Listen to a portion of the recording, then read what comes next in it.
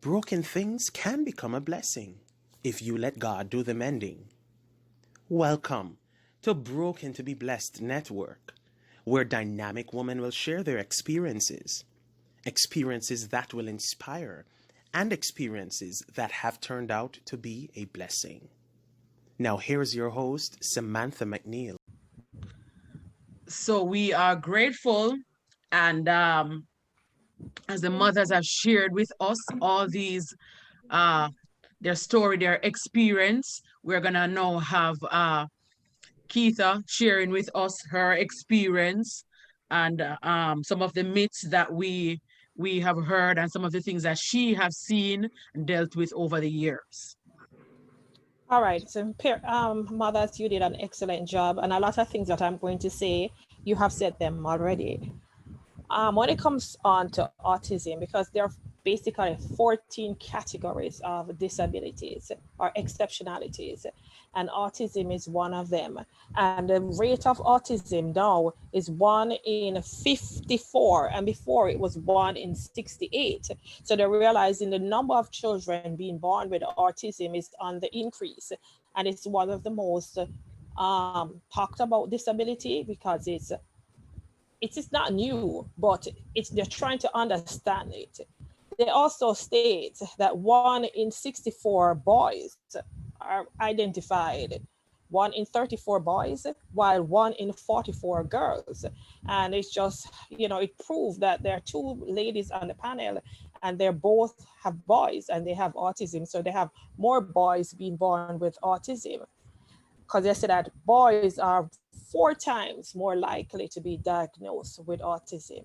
Also, 40% of children with autism are nonverbal. Some can speak, some are verbal. So the ones who cannot speak, we call them nonverbal. And another thing with autism is a developmental disability that some of the students with some of the children with autism also have intellectual disability. So it's like two things they have at one. So based on that, they have a lot of myths. And the mothers alluded to some of them. That's the curse, that you have done something wrong. That is something wrong with the parents. They have done something wrong, and you have expressed that. And society would want you to feel that way. They won't amount to anything. Nothing will come of them. They'll be worthless, and you forever would have to look after them. And that's not so. Early intervention is very important.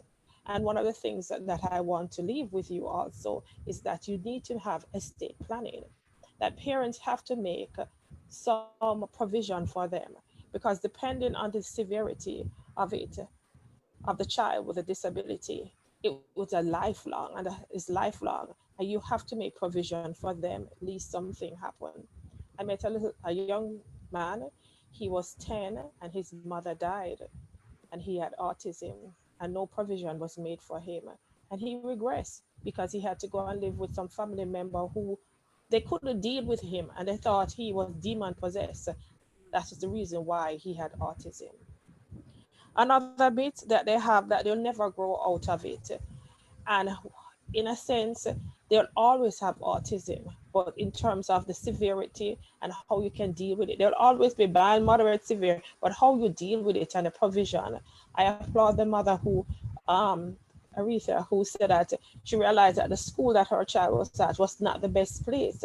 And they do have different settings for children with disabilities. And parents have to be their advocate. You realize that a special education setting might not have been where most of them were nonverbal. It was not stimulating for him. And to change his environment was good. So that's very important. Some persons say they'll never get married. They will never have relationships with others. And persons are surprised when persons with disabilities have children, especially the female. They just believe that they're worthless. Those were back in the days. Technology and times have changed, and they have a lot of advocacy groups and a lot of research being done to make life easier for children with disability. And the both of you have proven based on surgery, based on going to different doctors, in terms of it. Another thing, that tips that I'd like to leave with you You have to be your child's advocate. You have to know what it is. And the both of you display that. You have to know when this is not going to work, when I need to know more. For parents out there, you have to know milestones. And what are the milestones your child should be meeting at a certain time? And if not, to carry them to the pediatrician and notify that. It's a community effort. And you realize that the teacher realized certain things because they see one part of the child versus what you're not seeing. And a lot of parents only see the good. Most parents tend to see the good in their child. So it's a community effort. Be patient. Be patient. You keep asking, why me? And the Lord is saying to you, why not you? And the two of you have proven, why not you? You're both seen to be patient, caring, and would go the extra mile. The Lord chose the child for you because He knew you had the ability and have the heart to care for them. There are some children who do not have parents who care about them, and I applaud you for that. The social aspect of it, and you pointed out going to church, going to certain place, they show up.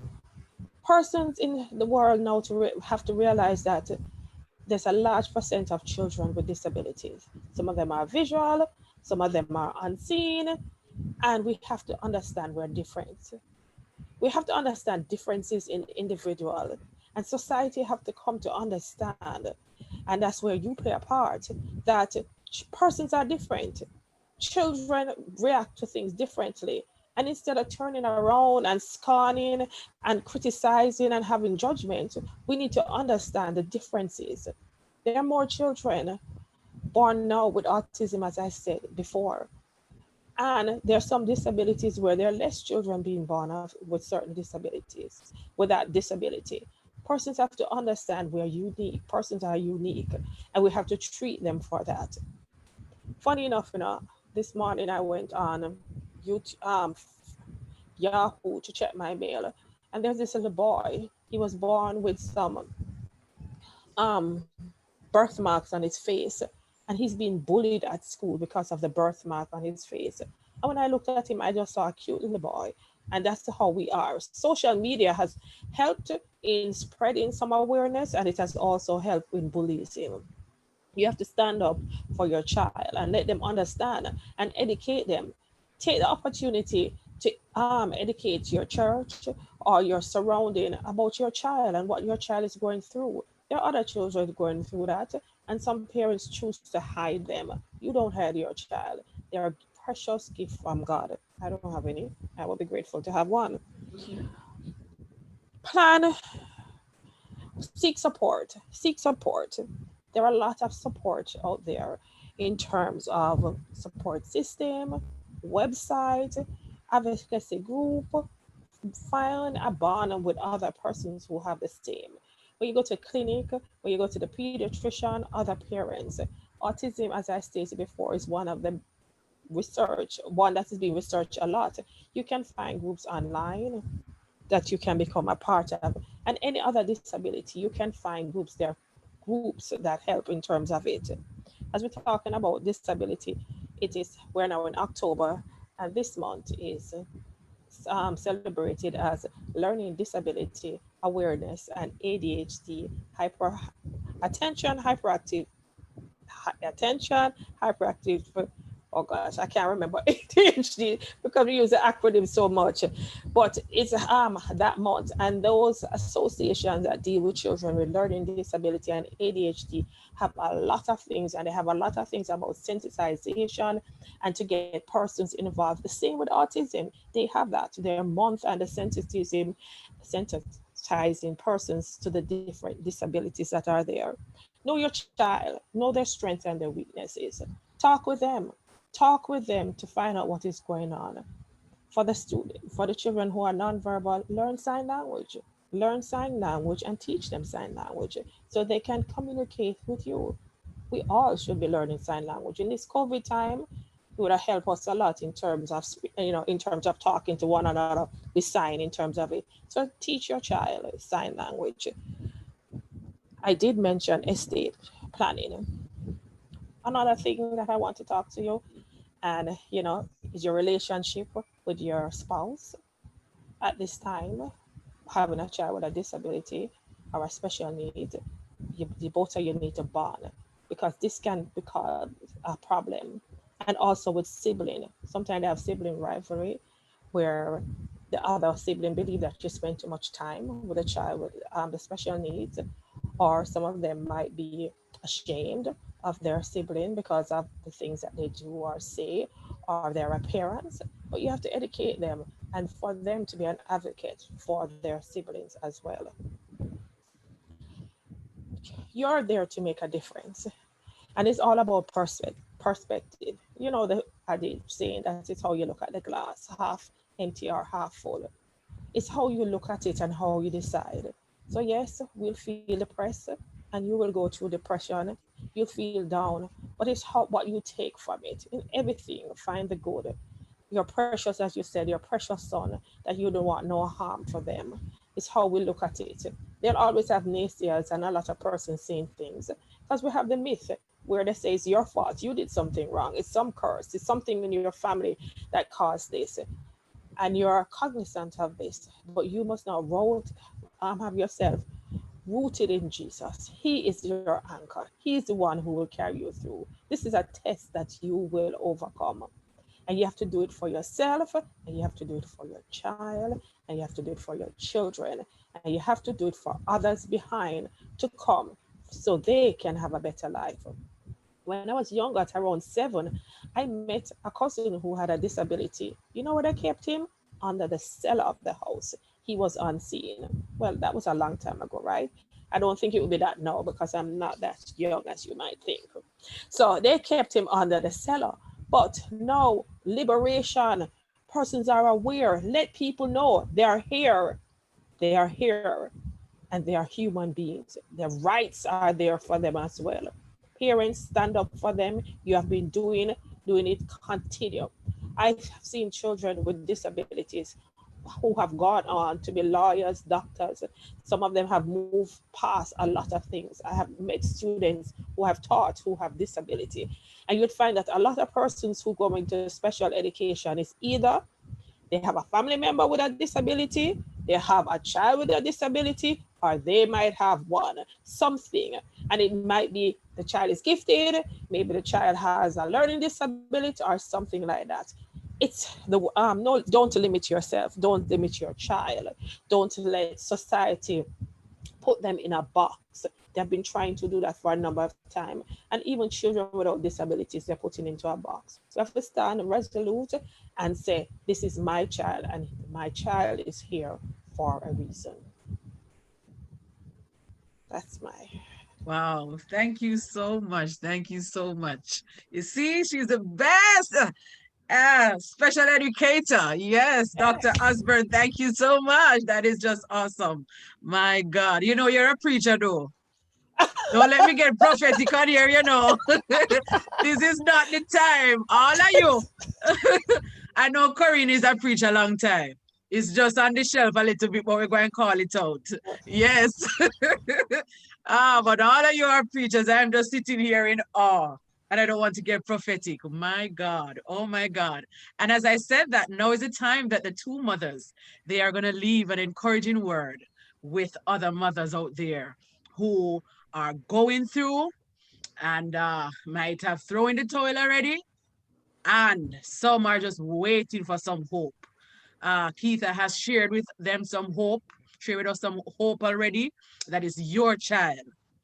To hold your child, let the world know that this is my baby. This is mine. This is mine. He's mine. He's mine. She's mine.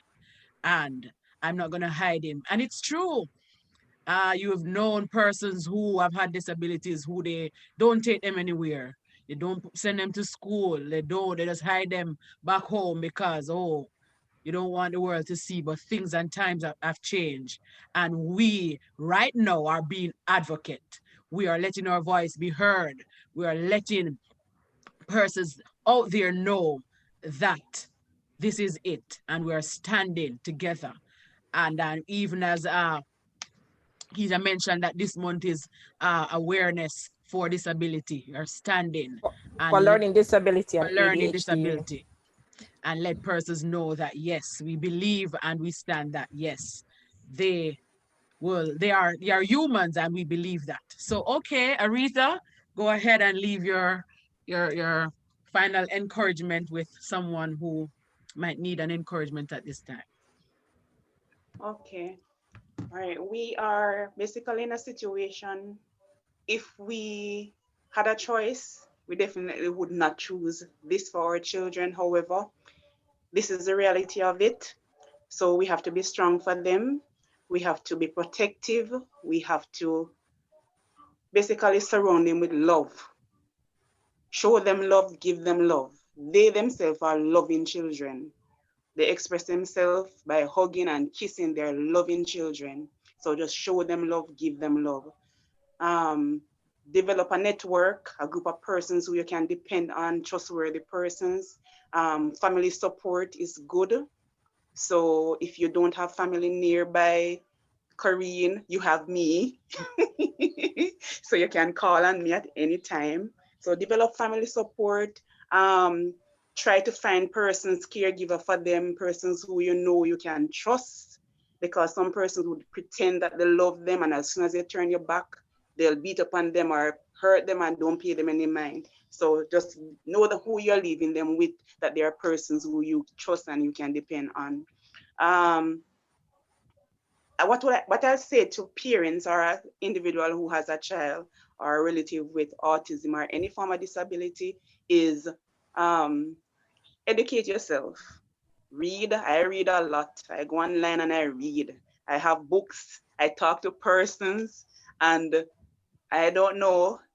God is good to me. He has brought across so many individuals that share with me. I share with them. I encourage them.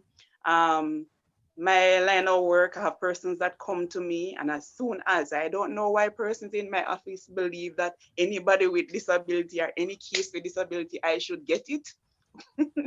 So even if I'm tired, I take them and I work with them. I'm not afraid to share my story. I would tell persons, don't be ashamed of your child or children or relative. Don't take any negative word that is spoken over their lives. If I had done so, I would have given up. All my doctors, all Khalil doctors, is everything that is negative. Mm. God is good. We should learn to trust him, depend on him, because he's the one who brought these children in our lives. Us as mothers, I remember one time a lady came to me, and I don't know how to encourage myself, but I know how to encourage others. And I remember saying to her that, you know, that God chose us for these children, just as Mrs. Osborne has said. God chose us for them to be their mother for whatever reason. He knows that we have the strength deep within. We might think that we are not strong. I thought I wasn't strong. And when persons say, oh, you're strong, just like how you said it, Samantha, you heard the strength. I still believe I am not strong yet. But God chose us for a particular reason. These children need us.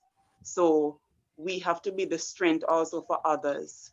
So we have to build a network, create an environment that we can reach out to others, that we can help others and help these children. A lot of children don't have the support, they don't have the family support. And we're blessed to have persons around us who pray for us, who encourage us, who would send a little WhatsApp message or make a phone call. We have persons out there who don't have that support. So we have to be strong for them. And when we're praying, we're not just praying for our family, our children. We have to pray for others. All right. So I'll say to persons, just trust God. And even when you have bad days, there's something good about the day, no matter how bad it is. So we have bad times at times, and we have not so good times. But God has kept us and has given us the strength to go on.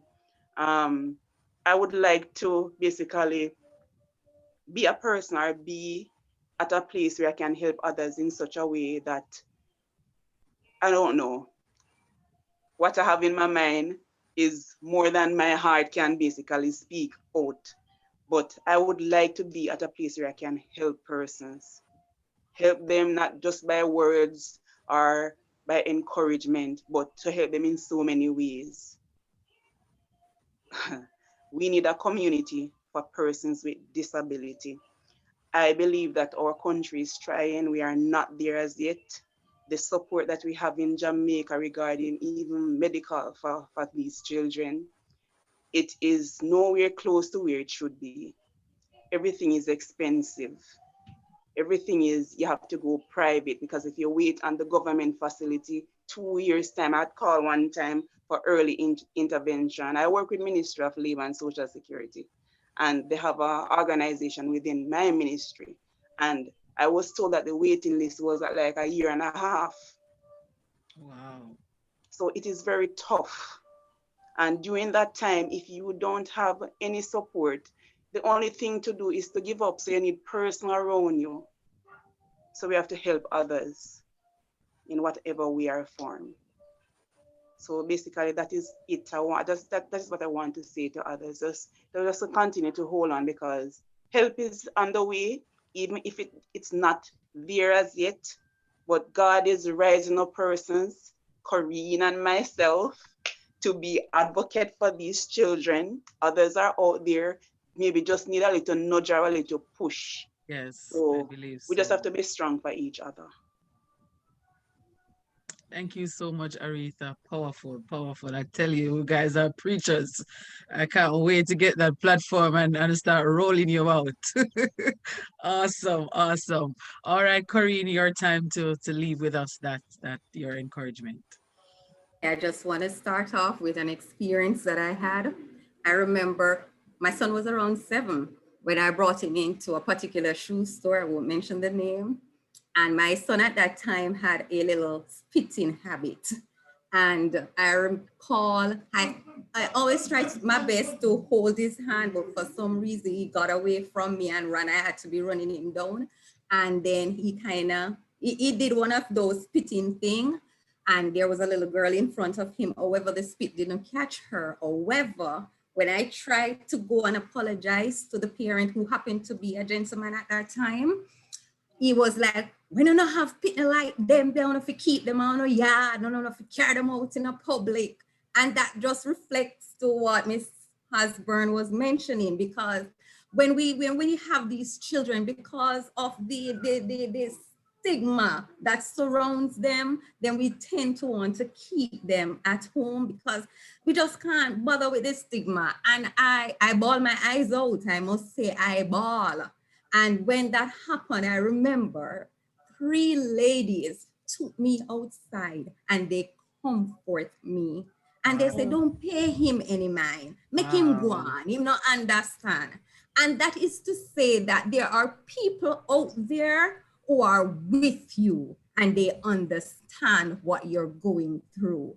And everything is not negative. There's some positivity in it, because you may have some that will treat, or he'll treat you, but I believe the majority will treat you even better. So I just want to implore persons to just love their children. Don't allow others to dictate how you treat your child. I'm a proud 13-year-old mother of a child with autism. Nowadays, I just feel so proud to bring him everywhere with me. At one point, I must say, because of his behavior, I tend to think that I don't want to bring him to certain place, but nowadays it's like nothing to me. And this comes with, growing each day with them and just understanding them a little better. So when you're on your journey dealing with a child with autism, I believe it will get better as the days progresses. Once you understand within yourself that this is my child, he belongs to me. I am his mother or her mother, and he needs me. I am the one who is going to be the advocate for him, so to speak, because if I'm not that first advocate for my child, how do I expect other persons to be advocate for him? And that's the approach that I have been taking these days as he gets older. I'm a proud mother of a child with autism. And whenever I go out in public, I believe also how you treat your child, that's the way others will treat your child. Because if you treat your child with disdain, then others are going to treat your child just the same. But if you have a child and you show that child love and care, and people see that thing that you're portraying, they have no other reason but to treat your child with respect that is due unto them. So when I go out on the road with my child, I hug him, I caress him, and I see the expression on people's face that, yo, this is a mother that cares for her child regardless of the fact that he has a disability. And so when I go into these stores and I see people relate to him, they have to relate to him in that manner just the same. If they feel that they are disdained, then they better stay back, because this is my child. And if you approach my child in a particular way, then you're going to feel the wrath of me, so to speak. I'm not going to fight, but I'm going to give you that look, and I'm going to, that's me, that's who I am. So I am going to encourage mothers to just, be there for your children with disability, and just grow from strength to strength with them, and just understand who they are as a person. And as Arethea Samuels says, that, we need to build a community, because there are people, I have that same experience, that when persons, even my coworkers, because they know that I have a child with a disability, then they will refer persons to me. I like to encourage people. As I said, I'm not really a public. I think within myself that I'm not a public person. Other people think otherwise. And so when they refer them to me, I try to encourage. I know of parents who feel like committing suicide because they have children, they have twin boys with autism, and it's just so rough for them. And I just encourage them. And they ask me, how do I deal with it? And I just say, I just ask God for strength day in and day out. And I believe if you ask God for that inner strength day in and day out, He will guide you and He will bring you through. You just have to, whenever you see that you're getting depressed, or you're feeling down, or you feel downhearted, just try and reach out to someone who can encourage you, because it's not an easy task. I cannot sit here and tell you that it's an easy task, but it gets better as the days go by, and as you learn to understand the situation that you're living in, and then you have that community of persons that you can feed from, so to speak. If they can encourage you and give you a word of encouragement and tell you what they have been through, I believe that this can be a source of strength for you just the same. So just don't sit in a little corner. I went through that phase wherein my city was my best friend, so to speak, and I would just sit there, do nothing. I just felt depressed. But I tell myself that I can't be like this anymore. Even during some times when I was trying to do courses, every time I would stop. But this time I'm doing a course and I tell myself it's challenging. It's really challenging because I have a son who makes a lot of sounds and my concentration is not really out there. But I have to find a way or a means of getting through and getting by to make sure that I can leave something. As Mrs. Osborne said, you can't just, you have to make room and provision for them, because anything can happen.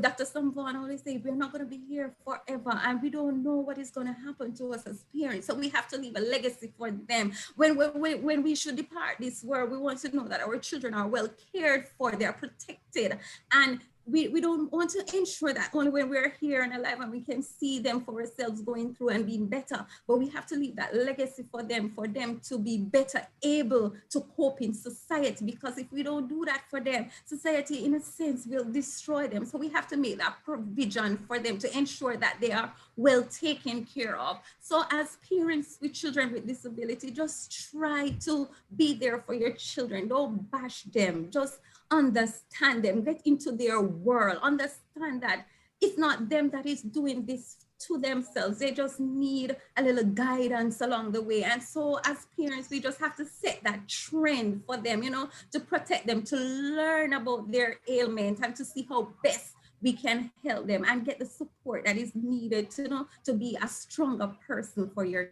child. Thank you. Oh, thank you very much. Awesome. Thank you very much for sharing, ladies. Oh my God, it's just so awesome. And as we get ready to wrap up this evening session, I just want to ask, I don't have to ask the question that you are thriving. You are not, it's not something that you're gonna get over and gonna be oh, perfect and fine and doing well, but that you are thriving in this situation. So as we go, tell us, where are they now? Where are they now? Tell us some of the good things that have happened. Tell us a little part of the thriving. Where are they now? Go ahead, Arethea. All right. At 5 years old, he is, well, he's outside.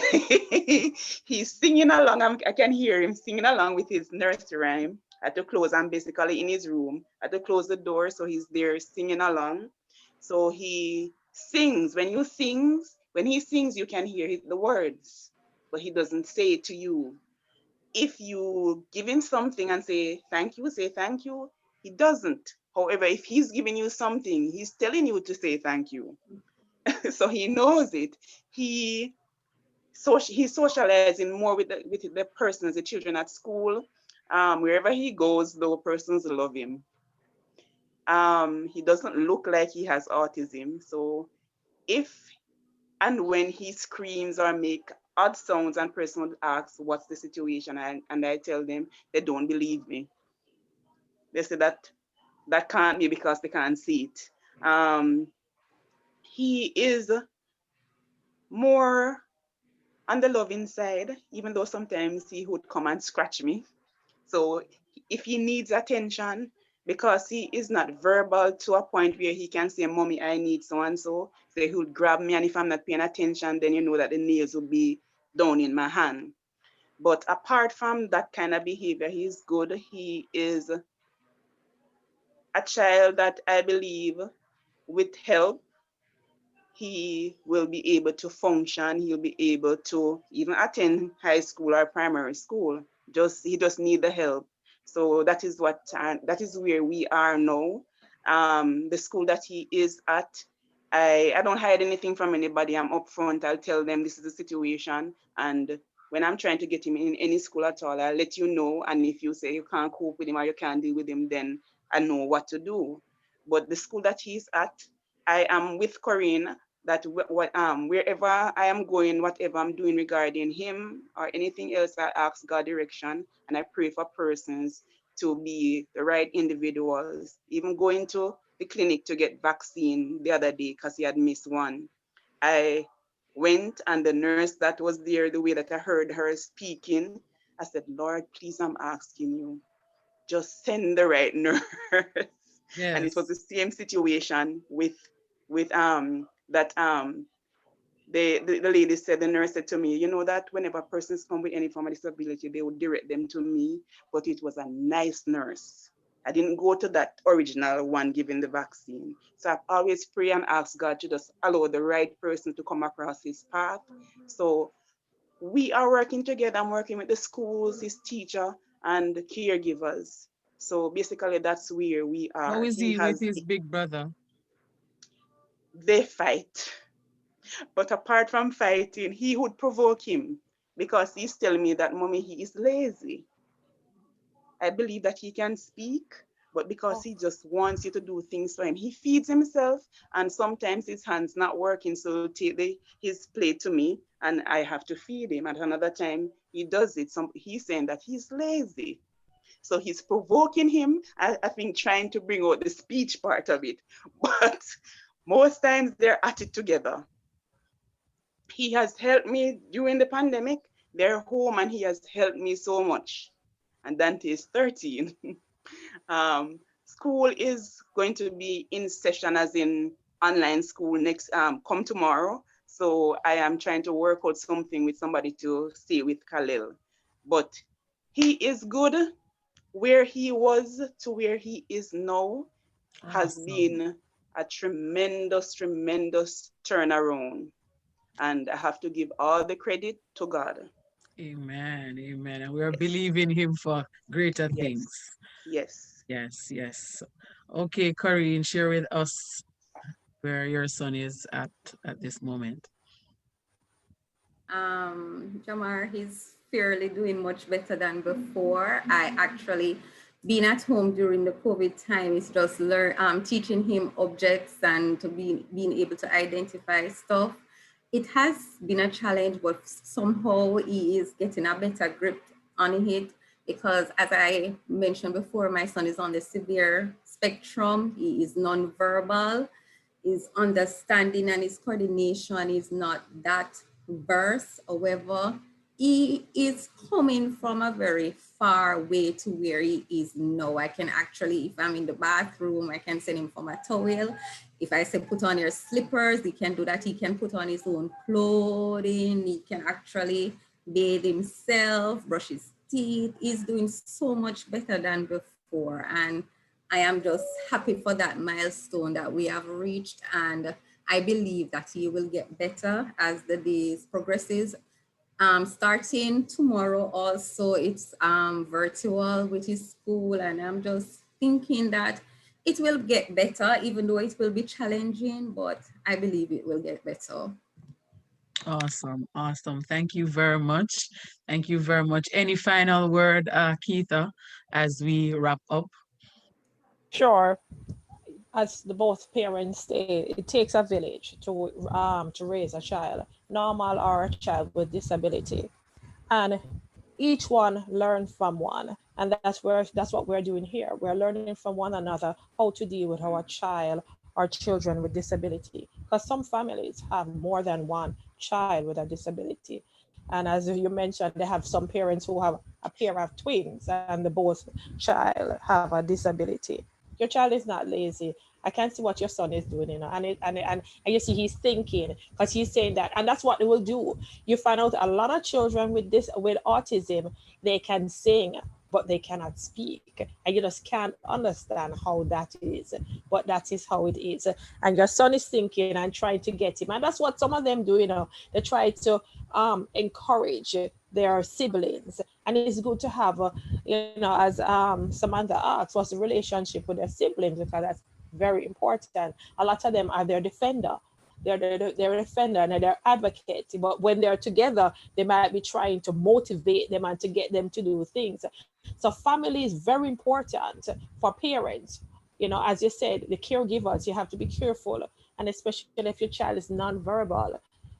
Sometimes persons abuse them and they're not able to tell you, but you need to have a conversation somehow, look into the eyes, say things to them and let them draw, and they will express things by drawing to you what is happening in their life, because persons do prey on them, and that's why parents have to make provision for them, because persons will prey on them.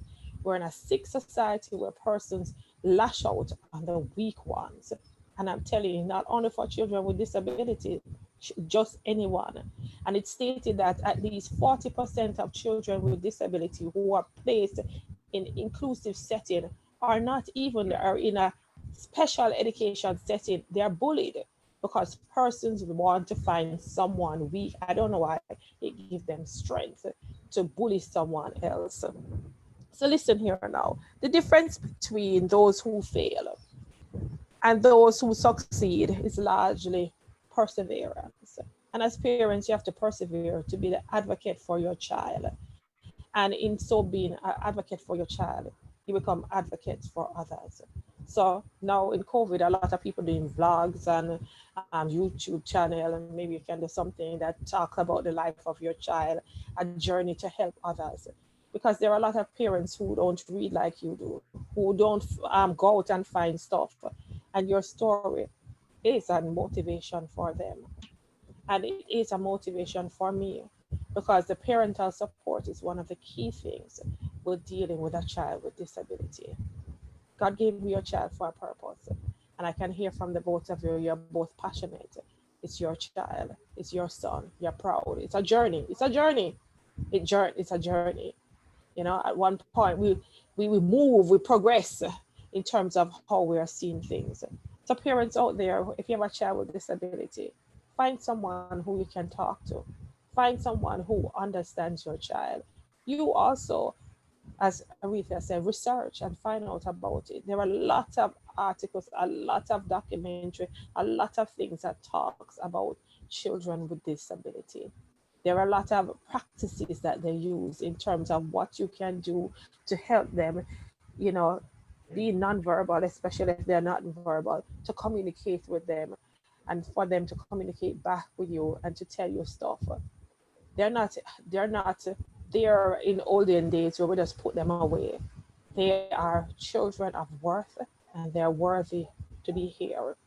So continue to love them, continue to shower them with your gift, and continue to let person know that your child is precious and unique.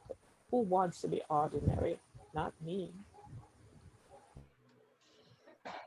Awesome, awesome, awesome. Thank you very much, Keitha, for that closing statement. Thank you, ladies, again for joining in and for sharing on Broken to Be Blessed Network. Thank you again and have a wonderful rest of the evening. You are Thank you. welcome. Bye-bye. Bye bye.